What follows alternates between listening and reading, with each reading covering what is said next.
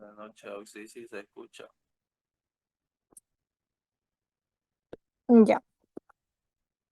Vamos a iniciar. Me acompañan junto a su guía para que ustedes vayan resaltando y anotando algunas posibles preguntas del examen, aunque ya a medida que hemos avanzado los laboratorios le iba diciendo, ¿no? Entonces, en el primer laboratorio, que habla de la formación de precipitado, deben de saber qué es un precipitado como primordial, ¿no? Entonces, un precipitado va a ser ese sólido que se produce em, por la cristalización o por una reacción en una disolución. ¿Ya? Entonces, eso, si les pregunta qué es un precipitado, ustedes pueden responder eso. Em, También deben de saber que teóricamente, para que se logre formar un precipitado, Q tiene que ser mayor a Kps, ¿no? Producto iónico tiene que ser mayor a su Kps. Entonces, si da mayor, sí se puede lograr formar el precipitado en esa disolución. Hablando de la experiencia 2, cuando hicimos la solubilidad en función de temperatura, ¿qué se ha formado? Se ha formado el precipitado de cloruro de plata, el precipitado de cloruro de plomo y el precipitado de yoduro de plomo, ¿no? El primero, cloruro de plata, no era soluble, era insoluble, ¿no? Al calentar en el mechero. En cambio, el cloruro de plomo sí era soluble, ¿no? Y les expliqué ahí en laboratorio que es debido a que el plomo aumenta la solubilidad a mayor temperatura, que eso lo pueden buscar, ¿no? En el internet. Si buscan KPS, que es el producto de la solubilidad, le va a salir que el KPS, la solubilidad va a aumentar a mayor temperatura.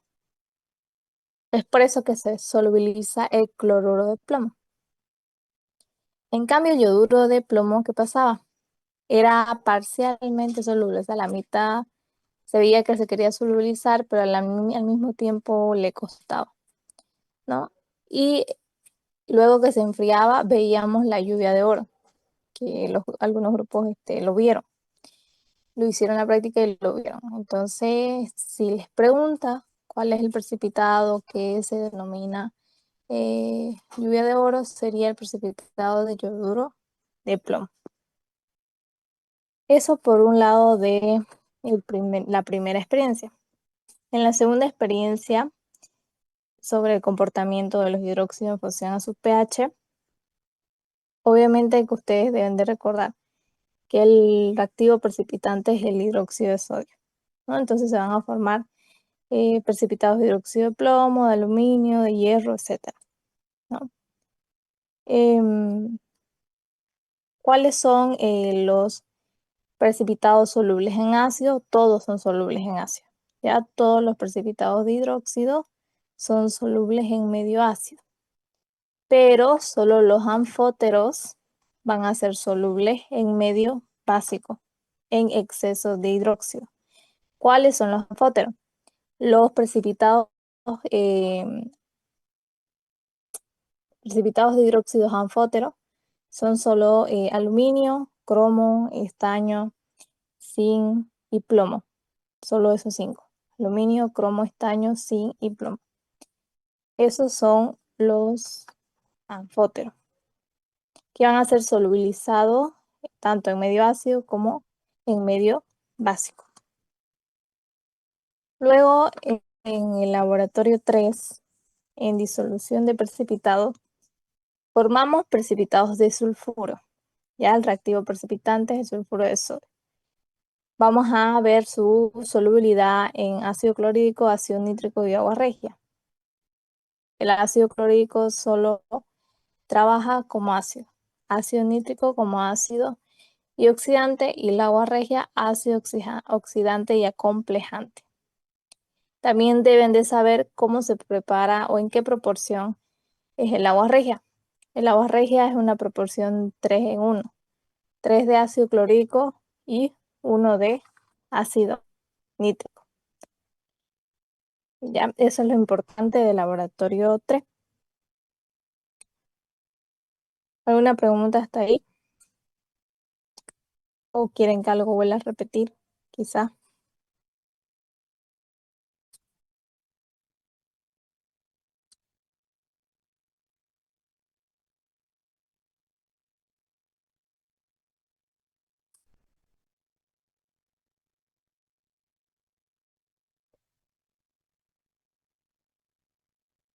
Ya, el agua regia está en una proporción de 3 partes de ácido clorhídrico y 1 parte de ácido nítrico. 3 partes de ácido clorhídrico y 1 parte de ácido nítrico. Eh,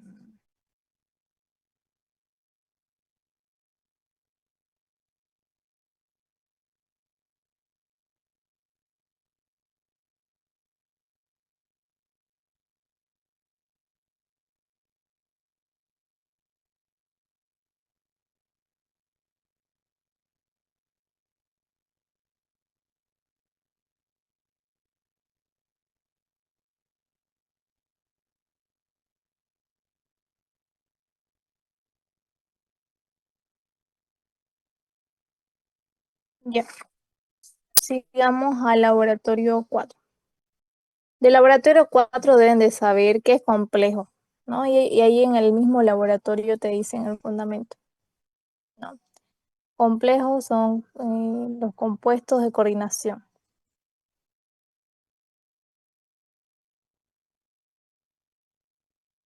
Sí, solo es el aluminio, el cromo más 3, el estaño más 2, el plomo más 2 y el zinc obviamente más 2, ¿no? Esos son los anfóteros.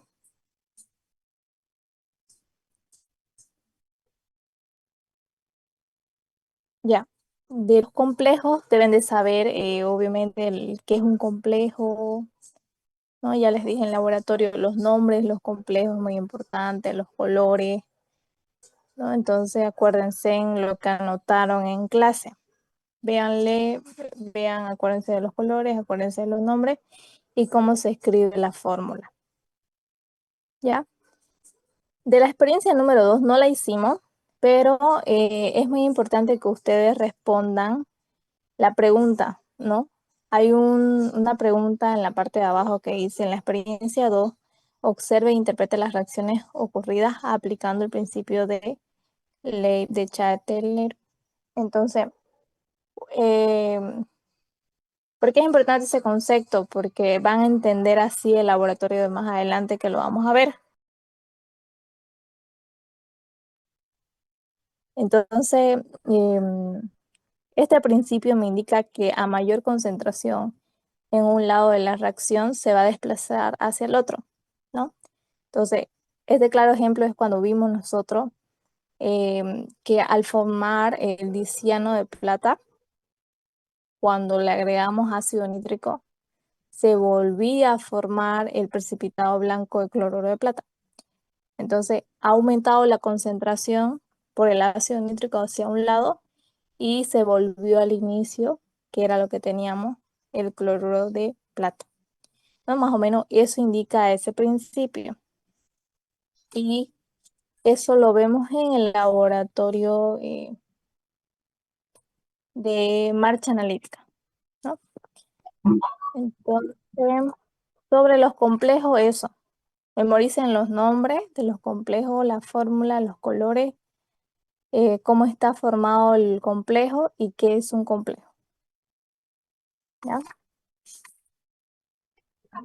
Sobre reactivos de grupo y reactivos específicos, deben de saber qué es un reactivo de grupo, ¿no? Les explicaba en clase que el reactivo de grupo es aquel que me va a precipitar a un conjunto de cationes, a un grupo de cationes, ¿no? A varios, y que puede dar el mismo color con varios cationes. En cambio, un reactivo específico es aquel que va a reaccionar con un solo cation y va a dar un color característico, va a dar un color específico, solo con ese cation, ¿no? Entonces, de esta experiencia debemos de recordar cuáles son reactivos grupo y qué reactivo específico es para cada cation que se va a preguntar en el examen. Les decía que el reactivo de grupo era el sulfuro de sodio, el hidróxido de sodio, el ácido clorhídrico, el carbonato de sodio. O sea, la mayoría que hemos visto como precipitantes, ¿no? Sulfuro de sodio, hidróxido de sodio, carbonato de sodio, ácido clorhídrico, son reactivos de grupo, ¿no? Porque reaccionan con varios cationes y dan a veces los mismos colores, ¿no? Entonces, eso es un reactivo de grupo. En cambio, un reactivo específico me va a dar un color característico con un cation. Por ejemplo, no me acuerdo si, ojalá hayan anotado, por ejemplo, de la lisarina, es un reactivo específico de qué cation. A ver, busquen Del aluminio. del aluminio, muy bien. Y del níquel, ¿quién era su reactivo específico? Dimetilglioxima. Sí, dimetilglosina. Y del hierro más 3, Sulfociano. sulfocianuro de potasio o de sodio, cualquiera que les pongan en el examen, ustedes pueden seleccionarlo. Y el del cobre es el amoníaco concentrado, ¿no? O amoníaco 1 molar. Es del cobalto, también es el sulfocianuro de potasio más acetona. Más acetona es el reactivo específico para el cobalto. También memoricen los colores que dan, ¿no? Alizarina y aluminio en medio básico me daba un color rojo, rojo ladrillo, algo así. El dimetilglioxina con el níquel era el único con el que daba rosado, con los demás daba incoloro, ¿no? El hierro más 3 más sulfocianuro de potasio de sodio me daba el complejo rojo sangre, ¿no? Que su nombre es hexasulfocianuro de hierro 3. El cobre más amoníaco me daba el color azul eléctrico, ¿no? El complejo azul eléctrico. Tetramín de cobre 3. Del cobalto me da el complejo rosado por la reacción con sulfociano de potasio de sodio. Y yo veía el anillo azul cuando le agregaba acetona por las paredes. Entonces, eso vuelvan a recordar, vuelvan a memorizar de su examen.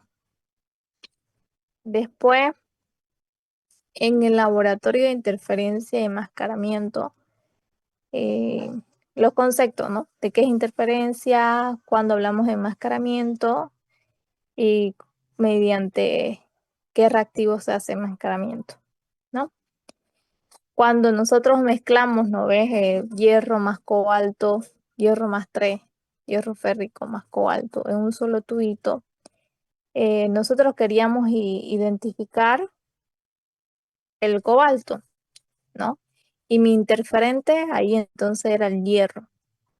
¿Y yo qué hacía? Tenía que acomplejarlo el hierro para que, o enmascararlo el hierro para que no me estorbe. ¿Cómo lo enmascaraba el hierro? Con el fluoruro de sodio. ¿No es? ¿Se acuerdan que les dije que el fluoruro de sodio iba a ser mi enmascarante para el hierro más 3? ¿Por qué o qué compuesto da? Da el complejo hexafluoruro de hierro.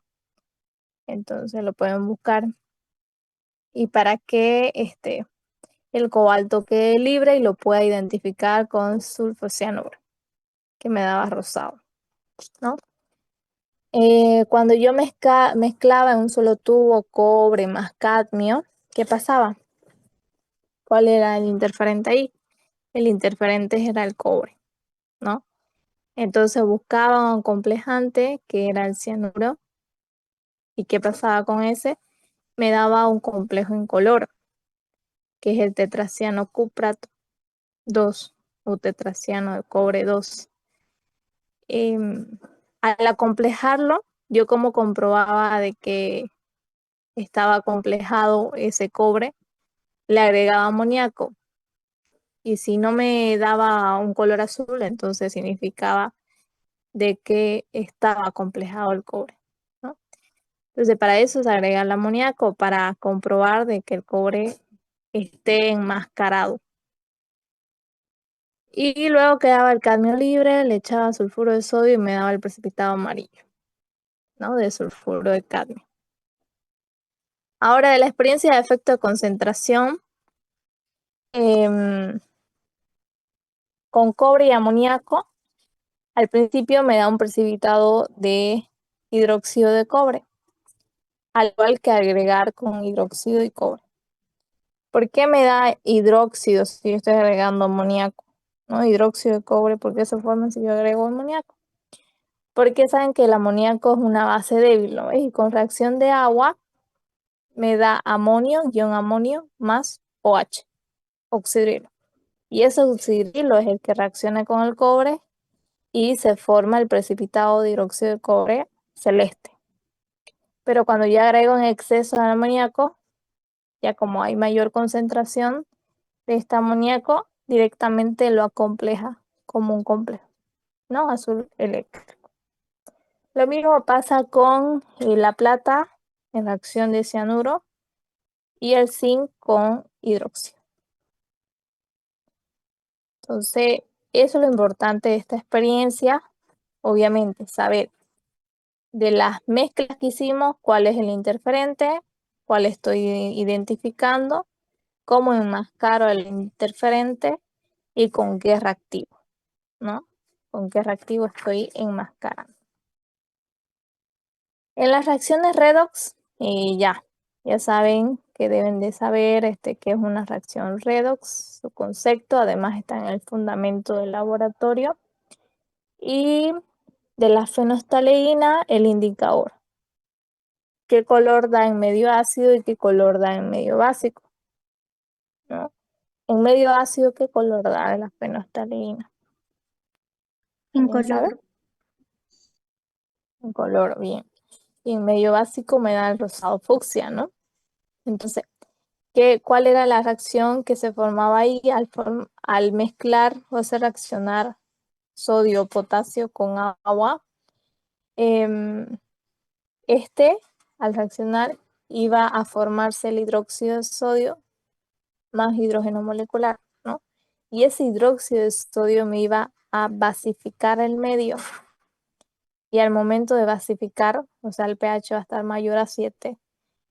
Y el medio se va a tornar un color rosado fucsia gracias al indicador de fenolftaleína, ¿no? Y ahí ya me confirmaba de que sí se formaba el hidróxido de sodio. Luego con las reacciones de permanganato y en medio ácido y en medio básico, me olvidé de decirles o darles las fórmulas, ¿no? Y le dije que se lo iba a mandar y me olvidé.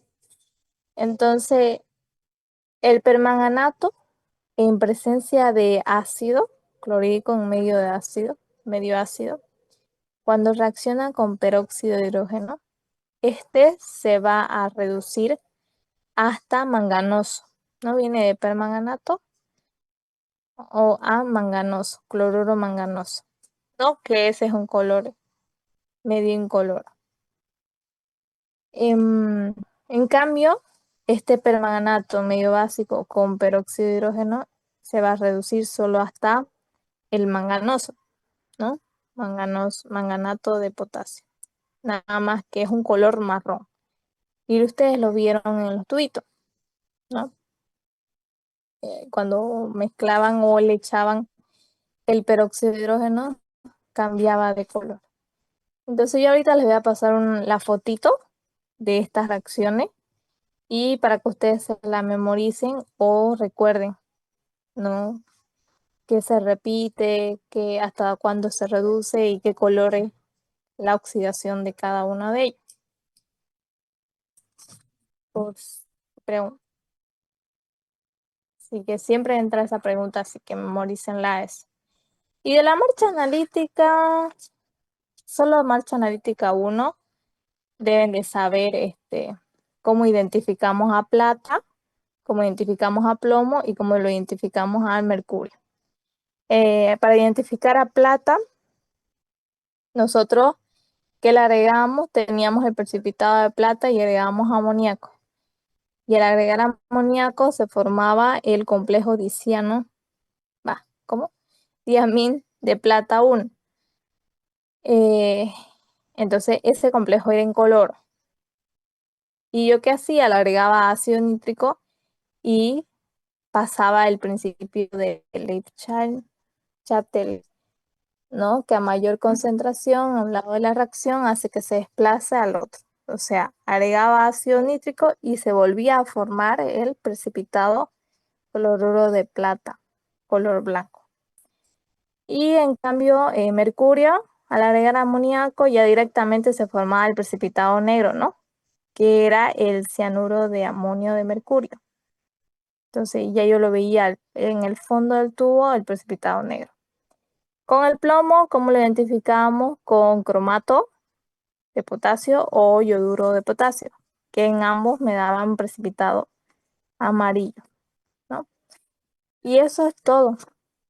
O sea, esas van a ser más o menos las preguntas que van a entrar al examen de mañana. No sé si tienen alguna pregunta o quieren que vuelva a repetir algo. Ahorita les voy a enviar la foto de las reacciones para que esas se la memoricen porque va a entrar.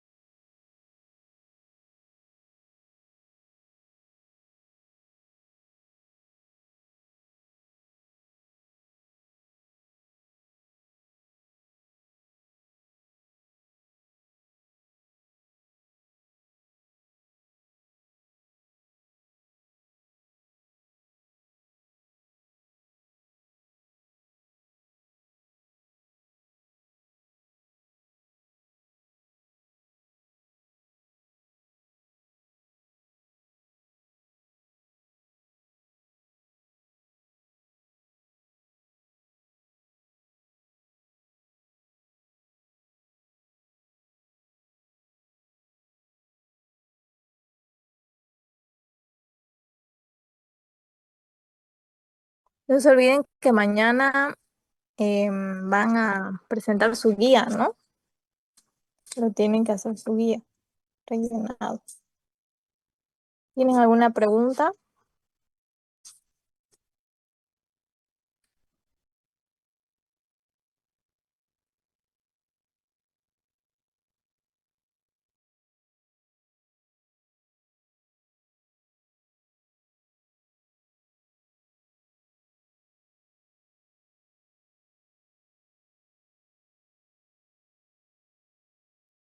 Les acabo de pasar la foto de las reacciones del laboratorio de reacciones redox con permanganato en medio ácido y en medio básico. Y con dicromato en medio ácido y medio básico también. Entonces, memoricen el color de cada estado de oxidación del manganoso y del cromato. Solo eso.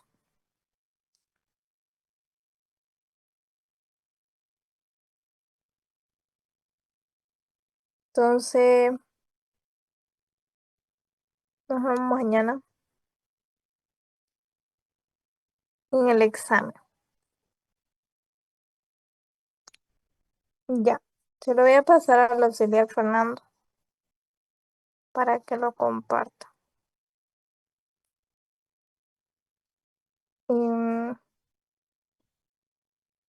¿No tienen alguna duda? No se queden con duda para el examen de mañana.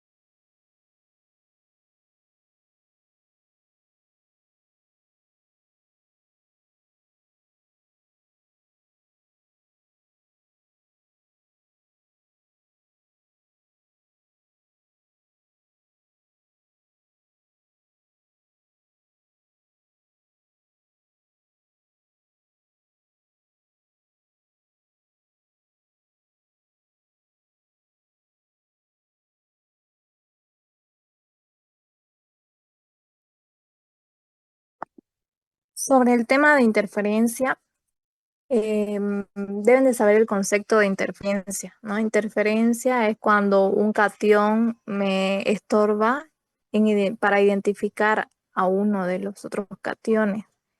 Y enmascaramiento es el procedimiento mediante el cual yo utilizo un reactivo, más que todo acomplejante, para que no me estorbe, por así decirlo. O sea, lo enmascare, lo atrape y ya me permite identificar al otro.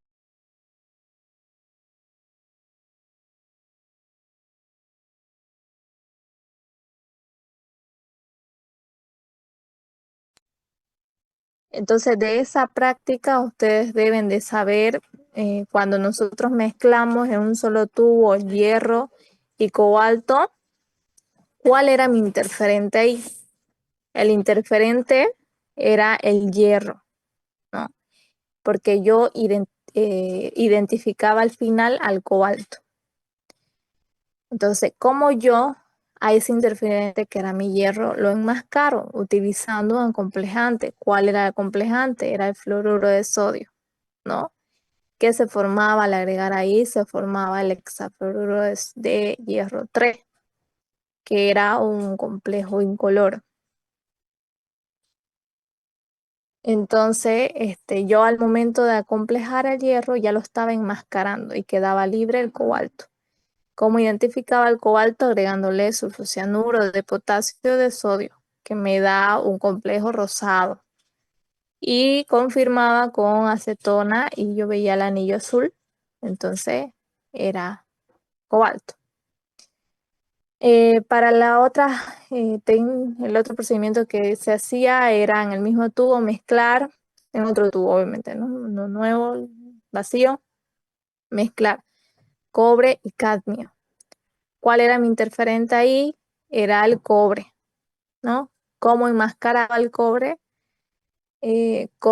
Agregándole, ¿cuál era? Cianuro, ¿no? Agregaba cianuro y se formaba un complejo. Cianuro de cobre 2. ¿No? Entonces, ¿para qué yo agregaba luego amoníaco? Para confirmar que el cobre estaba enmascarado, ¿no? Para eso. No me tenía que salir un azul. Entonces, agregaba amoníaco, confirmaba que el cobre estaba enmascarado y recién yo agregaba sulfuro de sodio para identificar al cadmio. Cadmio con sulfuro de sodio me da un precipitado amarillo, ¿no? Entonces ahí yo confirmaba de que